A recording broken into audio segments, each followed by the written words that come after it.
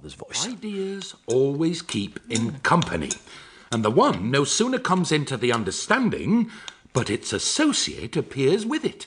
As he discourses on one of his favourite subjects, the association of ideas, astride, as usual, a hobby horse of sound knowledge and vaulting speculation. Hold this for a moment. Flight of fancy. My father was, I believe, one of the most regular men in everything he did, whether 'twas a matter of business or a matter of amusement, that ever lived. In everything. As a small specimen of this extreme exactness of his, to which he was, in truth, a slave, he made it a rule for many years of his life, on the first Sunday night of every month, to wind up a large house clock, which we had standing in the master bedroom.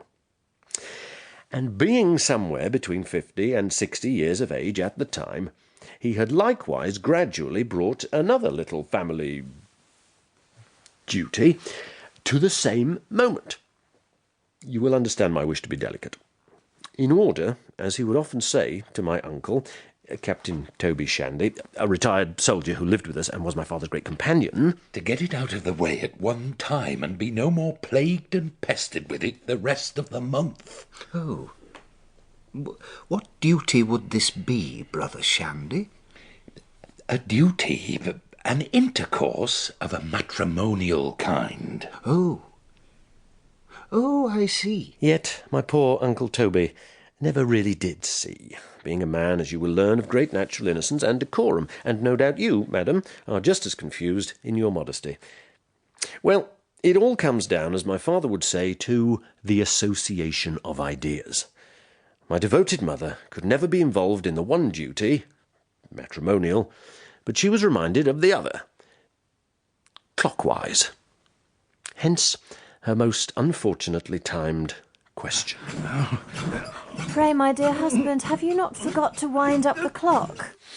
Now, Uncle Toby learnt of the interruption because my father often complained about it to him, registering it as the first blow of many against my making a sound pathway in this world. And Uncle Toby later told me how, having one afternoon observed an oddity in the way that I, as a young child, set up my spinning top, my father shook his head and remarked, Toby, my heart has all along foretold that young Tristram will neither think nor act like any other man's child. Indeed, he is a very particular boy, brother. But alas, his misfortunes began 9 months before ever he came into the world. Now, my mother, who was sitting by at the time, looked up, but still she knew no more than her backside what my father meant.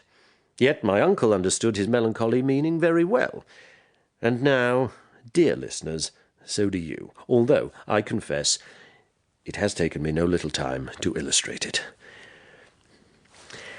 Now, open the door again.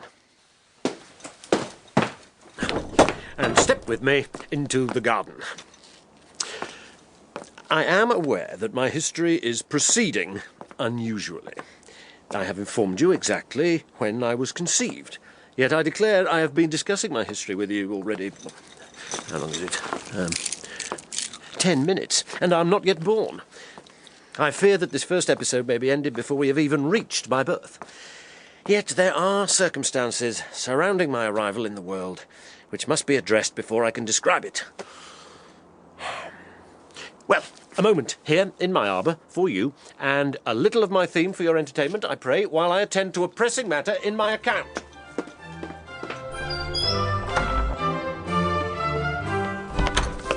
Now, enough of music. Here we are. It is, as I thought. Upon looking into this document, my mother's marriage settlement, I had the good fortune to pop upon the very thing I wanted. And, as the article in it is so much more fully expressed in the deed itself than ever I can pretend to do it, it would be barbarity to take it out of the lawyer's hand. Walter Shandy, merchant, in consideration of the said intended marriage to be had between the said Walter Shandy and Elizabeth Molyneux aforesaid, doth fully agree. No, stop! No, we have not time for all this. In short, after my father's retirement, my mother was, if pregnant, to lay in if she chose.